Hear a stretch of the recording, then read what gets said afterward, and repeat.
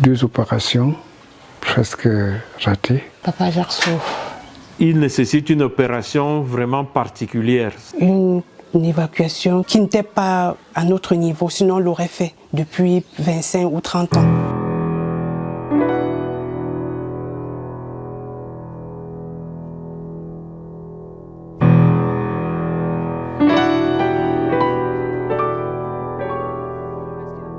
Depuis 1996, Jacques vit au quotidien un enfer sur terre.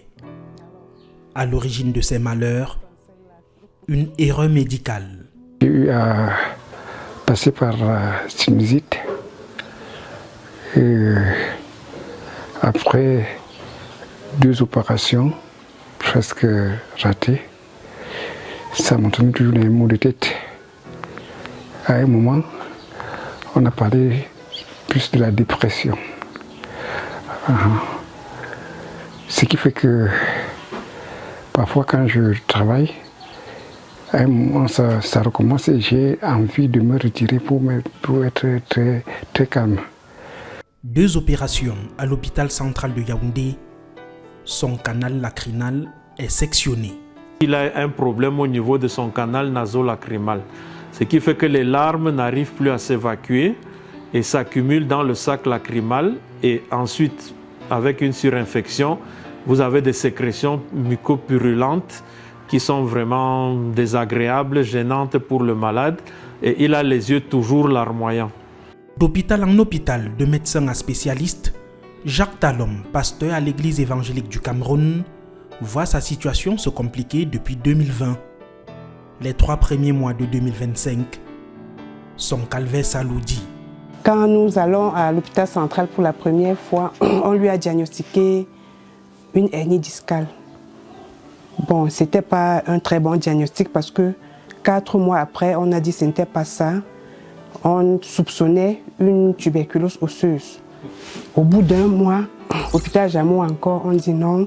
Si c'était la tuberculose osseuse, avec le traitement qu'on lui a administré depuis près de 21 jours, il aurait eu un soulagement. Sauf que jusqu'à ce moment-là, il avait toujours des douleurs vraiment très intenses. Il ne dormait pas.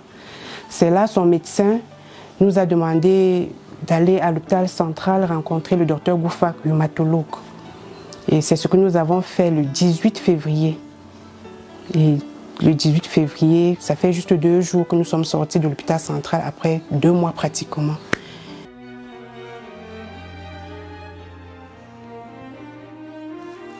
Si le spécialiste qui l'a suivi en 2019 dissocie le mal de dos du problème de nez coupé, une opération endonasale de correction s'impose de toute urgence. Cette opération se fait soit par un neurologue, soit par un ophtalmo spécialisé, soit en coopération entre les deux. Malheureusement, à ma connaissance, en ce moment au Cameroun, je ne pense pas qu'il y ait quelqu'un qui soit capable de faire cette intervention. C'est une intervention qui se pratique vraiment dans des centres spécialisés où ils ont des médecins qui sont habilités à le faire. Plusieurs initiatives pour évacuation sanitaire se sont avérées infructueuses auprès des ministères de la Santé publique et des Affaires sociales. 2 demandes de visa, France et Belgique, rejetées. Pour les 2 dossiers, le principal motif, c'est la preuve de fonds qui est insuffisante. Les financements, une épreuve de plus pour une famille déjà asphyxiée. C'est très compliqué. C'est-à-dire, je prends uniquement les 3 derniers mois que nous avons fait à l'hôpital. Nous avons dépensé plus d'1,5 million. Et le mal grandit au jour le jour. Il faut agir de toute urgence. Faciliter l'obtention d'un visa parce que ça ne sert à rien de voyager et de ne pas être à mesure d'assumer ces frais qui sont assez costauds. Parce que déjà en 2020, j'avais eu, je peux dire, une ébauche de devis par rapport à l'opération. Plus de 4 300 000. Rien que l'opération. Il faut y ajouter les frais de voyage, le séjour en phase pré- et post-opératoire, près de 10 millions de francs CFA globalement, selon nos propres estimations. Le patient devra se présenter dans un établissement hospitalier compétent pour diagnostic efficace. Le médecin qui l'avait fait a dit non, ça ne sert à rien même de faire un devis sans avoir vu le malade. Il faudrait qu'on le consulte, qu'on voit effectivement ce qui se passe, un diagnostic, et on pourra faire un devis fiable. Mais déjà, c'est une évacuation qui n'était pas à notre niveau, sinon on l'aurait fait depuis 25 ou 30 ans, qui souffre, on l'aurait fait. C'est énormément d'argent et de l'argent justement que nous n'avons pas. À 57 ans, le pasteur Jacques ne suffit plus à sa famille et à sa hiérarchie de l'église évangélique. Une urgence sanitaire. Je vous supplie de l'aider par une prise en charge.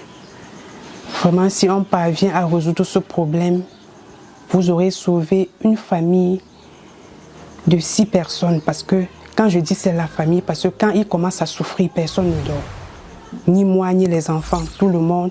Et quand c'est grave, au point il se met à pleurer à chaud de la maison devient une maison du deuil.